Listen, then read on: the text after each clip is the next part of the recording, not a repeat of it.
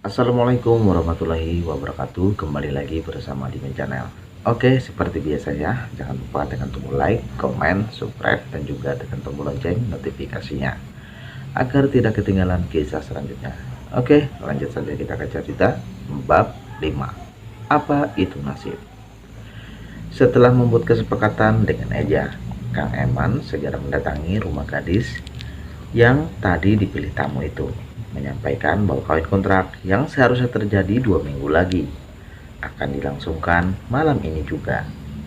Siap-siap Lid, bagian kawin kontrak kamu maju jadi malam ini, ujar Kang Eman ketika mendatangi rumah wanita yang tadi Eja inginkan.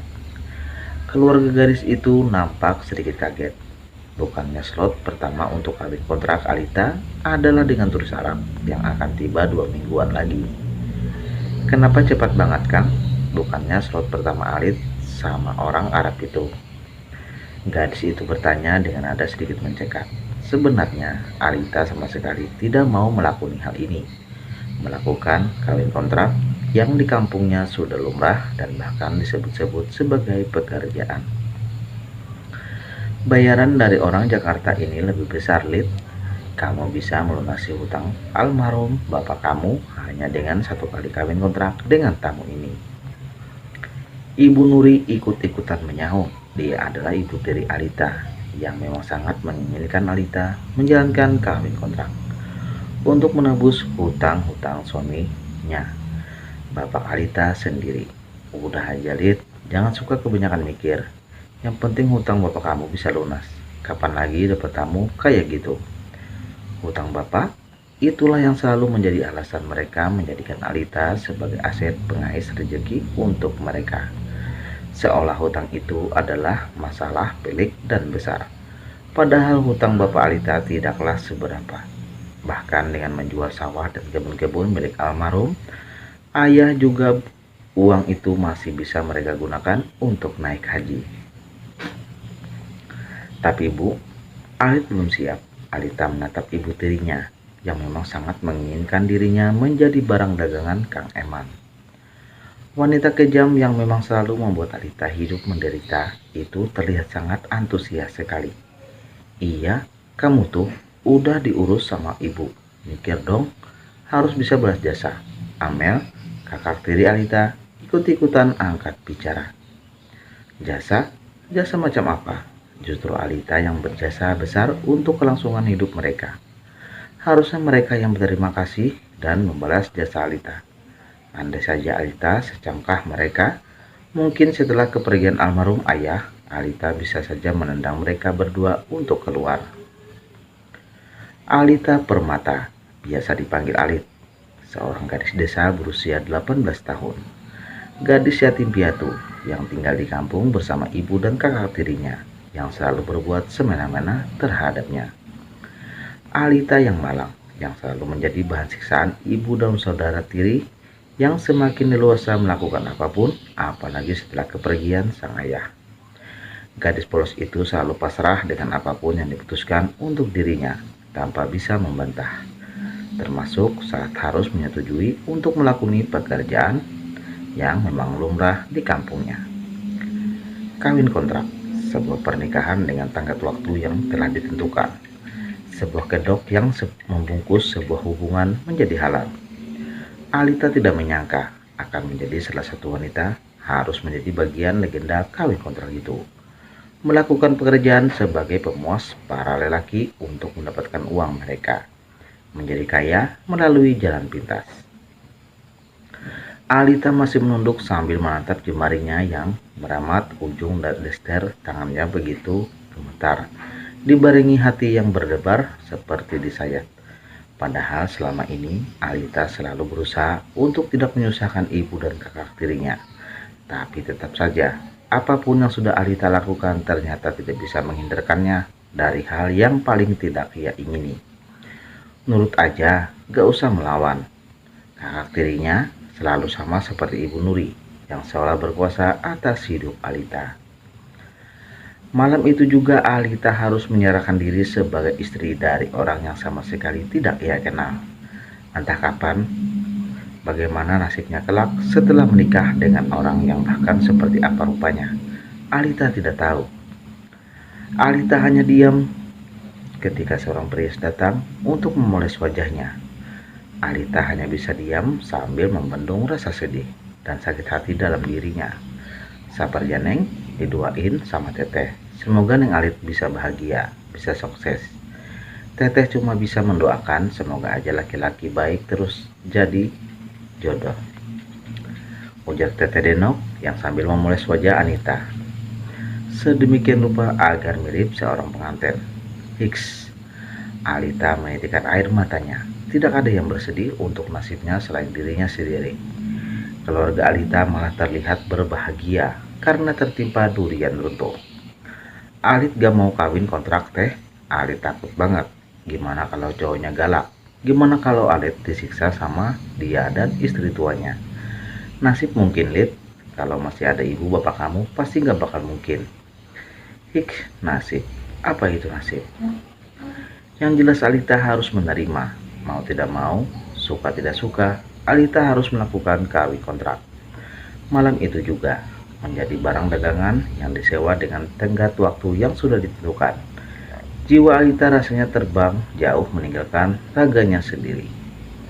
Sabar ya Neng, Teh Denok merangkul Alita ke dalam pelukannya. Ikut merasakan kesedihan Alita gara-gara keserakahan ibu dan saudara tirinya. Sebagai tetangga, Teh Denok merasa tidak bisa berbuat apapun selain mendoakan kebaikan untuk Alita. Alita menumpahkan tangisnya di pelukan itu, pelukan yang tidak ia dapatkan dari siapapun selama ini. Berdoa kepada Tuhan, semoga aja setelah Alit kawin kontrak, Alit bisa jadi orang. Alita mengusap air matanya, meneguhkan hati dan membuang napas berat untuk menghadapi hari besar yang akan menghancurkan hidupnya. Entah seberapa dalam neraka yang akan ia pijak setelah memasuki dunia baru sebagai istri bayaran. Yang jelas Alita tidak bisa berlari dari garis yang ditentukan keluarganya. Saya menikahi kamu dalam waktu 1 tahun. Saya terima. Akad nikah kilat yang tidak sakral sama sekali itu sudah berlangsung. Di dalam villa yang kebetulan Eja memiliki di sekitaran desa itu. Dan setelah ijab itu selesai, bahkan tidak ada embel-embel cium tangan, cium kening, apalagi buku nikah. Namun meskipun begitu, pernikahan mereka sah di mata agama. Meskipun kawin kontrak itu salah, tapi Eja meminta pernikahan itu mengikuti rukun perkawinan yang sesungguhnya. Eja tidak mau hubungan mereka menjadi sebuah zina. Kemudian Eja tampak langsung menyelesaikan administrasi bersama Kang Eman. Mereka semua menyunggingkan senyuman, menunjukkan bahwa mereka benar-benar bahagia dengan penderitaan yang harus Alita jalani. Hingga akhirnya di villa itu hanya ada Eja, Yoga, dan juga Alita. Wanita yang dipilih Eja dan sudah sah menjadi istrinya meskipun hanya untuk sementara. Gue keluar dulu ya, mau nyari yang anget-anget. Hehe, ogah amat gue jadi kamcoy, ujar Yoga sambil menggunakan jaket dan bersiap untuk bertarung dengan udara dinginnya malam di desa itu. Mau kemana lo? Tanya Eja sambil menatap sekretaris sekaligus sahabatnya. Cari yang sedap-sedap, sahut Yoga sambil berlalu pergi. Lalu setelah kepergian Yoga, kini di villa itu hanya ada Eja dan juga Alita. Mereka tampak sama-sama canggung dan belum saling bertanya. Masih sama-sama malu untuk memulai pembicaraan. Harus dimulai dari mana percakapan itu? Tadi siapa nama kamu? Akhirnya Eja mulai buka suara. Setelah kehidangan itu berlalu dan cukup memakan waktu. Alita, nama siapa? Ya ampun. Bahkan suami istri yang sudah sah itu baru saling bertanya nama. Eza, sudah makan? Mau Alit masakin? Tanya Alita. Kini wanita itu berani menatap ke arah Eja, ke arah lelaki yang sudah menjadi suaminya. Lelaki yang tampan dengan perawakan gagah mirip artis sinetron, gumamnya. Memberanikan diri meskipun masih gugup setengah mati. Mencoba memulai mendedikasikan diri sebagai istri dari orang yang beberapa menit lalu mengucapkan ijab kabul itu. Gak usah Lid, nanti biar Yoga yang beli. Tapi Alit lapar Hehe, Alita tersenyum, canggung sambil menatap Eja lagi. Harus membiasakan diri agar tidak terlalu takut. Karena ternyata tamu dari Jakarta itu tidak begitu menakutkan seperti bayangannya. Di sini kan gak ada bahan makanan Lid. Yoga juga baru berangkat, ujar Eja. Ya udah, kita ke warung aja tuh yuk. Beli mie instan aja, ajak Alita. Warung di mana? Eja mengernyitkan dahi. Gak jauh dari sini kok, Ya udah. Tapi Alit boleh cuci muka dulu, pinta gadis itu lagi dengan polosnya. Dan Eja hanya mengangguk sekecil mengiyakan. Detik selanjutnya mereka keluar dari villa dan menuju warung yang Alita maksud. Mereka berdua berjalan kaki di balik hawa dingin dan penerangan yang kurang mumpuni. Katanya dekat Lid, tanya Eja yang merasa perjalanan mereka tidak sampai-sampai. Itu di sana, jawab Alita sambil menunjuk sebuah warung di ujung jalan. Kenapa bilang dekat sih? Tahu gitu kan kita bisa naik mobil. Eja sedikit berdecak kesal, namun masih melangkah kakinya untuk menuju tempat yang Alita maksud. Maaf, Alit biasa jalan kaki kalau kemana-mana. Ya ampun, mereka sudah kembali ke villa dengan sekantong plastik berisi mie instan, telur, dan kawan-kawan. Eja tampak terlihat lelah karena perjalanan panjang menuju warung dan kembali ke villa. Kamu gila, kalau bilang udah biasa jalan kaki sejauh ini. Pus, Eja membuang napas lelah sambil mengampaskan tubuhnya di sofa. Maaf, pasti capek ya? Sini atuh, biar Alit pijitin. Alita menawarkan diri sambil menaruh plastik itu di meja dan segera menghampiri Eja yang duduk di sofa. Aku gerah, pengen mandi aja, ujar Eja sambil membuka kancing kemeja bagian atas. Kamu masak aja sana, katanya lapar, tambahnya sambil mulai beranjak dari sofa. Maaf ya, ujar Alita yang masih merasa bersalah karena mengajak Eja berjalan kaki dan membuat laki itu kelelahan. Udah, gak apa-apa. Eja beranjak dari sana dan bergegas untuk mandi, meninggalkan Alita sendirian di lantai bawah. Gadis itu tampak mengedarkan pandangannya di tempat mewah yang pertama kali ia masuki. Dapurnya bagus benar, ujar Alita sambil menatap dapur dengan kitchen set mewah dan perabotan yang tidak kalah wow. Ya ampun, gimana caranya aku masak ya? Tanya Alita pada dirinya sendiri. Gadis itu tidak tahu bagaimana cara menggunakan kompor gas, apalagi kompor elektrik yang tersedia di villa itu. Dan karena kebingungan, Alita hanya duduk diam di meja makan.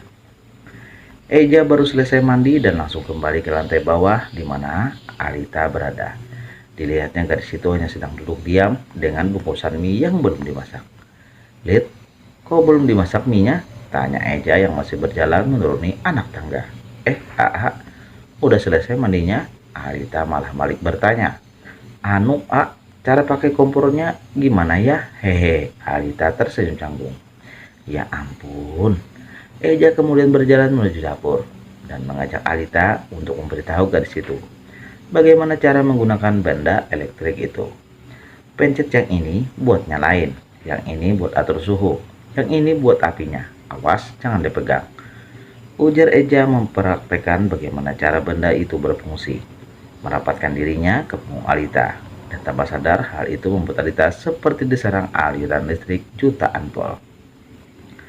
Canggih banget ya, Alita tampak sedikit gugup, namun kegirangan juga melihat benda modern itu. Biasanya kalau memasak ya harus menggunakan kayu bakar sebagai media api. Emang biasanya kalau kamu masak gimana? Tanya Eja. Alit harus kumpulin kayu bakar dulu. Kalau mau nyalain haunya, Alit harus bakar kertas yang dikasih minyak sedikit. Tidak seperti di sini, yang langsung tinggal pencet. Alita mulai bercerita sambil menggeser tubuhnya agar tidak terlalu menempel dengan Eja. Hau, semacam tungku gitu, dari adukan semen. Entahlah. Lalu detik selanjutnya, Alita mulai mengambil panci yang tersedia di lemari penyimpanan. Alita akhirnya tahu bagaimana cara menggunakan alat yang katanya bernama kompor gas elektrik itu. Kompor gas aja Alit belum pernah tahu. Nah, yang ini malah lebih modern lagi. Batin Alita. Alita adalah gadis yang senang dan pandai memasak. Untuk itu hanya sekedar membuat mie instan sangatlah mudah baginya. Dan kini diam dan kini dua mangkok itu sudah terisi oleh mie, sayur dan juga telur sebagai pelengkap. Ini mie-nya, ujar Alita sambil menghidangkan mie itu di atas meja makan. Lengkap dengan sebotol saus dan juga air minum di sampingnya. Eja hanya menyaksikan tanpa berucap apapun. Namun entah kenapa semangkuk mie itu terlihat sangat menggugah selera. Ayo atau dimakan mie-nya, ujar Alita yang melihat Eja hanya diam saja. Iya, Eja mulai menyantap mie instan buatan Alita itu. Dan entah mengapa lidahnya sangat dimanjakan ketika suapan demi suapan itu masuk ke dalam mulutnya. Hanya mie instan loh, ini, batin Eja. Selesai dengan mie instan itu, Alita langsung bergegas membereskan mangkuk-mangkuk itu, segera mencucinya. Kemudian membereskan meja juga. Gadis itu tampak cekatan sekali. Aku mandi dulu ya, izin gadis itu. Ia sadar bahwa dirinya sudah terikat kawin kontrak dan harus segera melaksanakan tugasnya. Oh iya, mandi di kamar mandi atas saja ya, ujar Eja. Lalu mereka berdua mulai berjalan menapaki anak tangga untuk bersama-sama menuju kamar yang akan menjadi saksi bisu kegiatan mereka malam ini. Handuknya ada di dalam, ujar Eja sambil menunjuk sebuah pintu yang memang pintu kamar mandi di dalam kamar itu. Iya, kamu tahu kan cara pakai kamar mandinya? Tanya Eja. Takut-takut gadis itu malah melamun seperti saat menghadapi kompor di bawah. Dan gadis itu memberi kode agar diberi bantuan. Alita sudah berada di dalam kamar mandi, sudah paham bagaimana ia akan membersihkan tubuhnya di dalam sana. Namun gadis itu memilih untuk diam sejenak, memastikan bahwa itu semua hanyalah mimpi buruk. Au, Alita malah berteriak. Namun sedikit tertahan takut-takut Eja mendengar. Setelah mencubit tangannya sendiri dan merasakan sakit, Alita menelan ludah bahwa semuanya itu adalah kenyataan. Alita menatap cermin, memejamkan mata, kemudian menarik napas cukup dalam.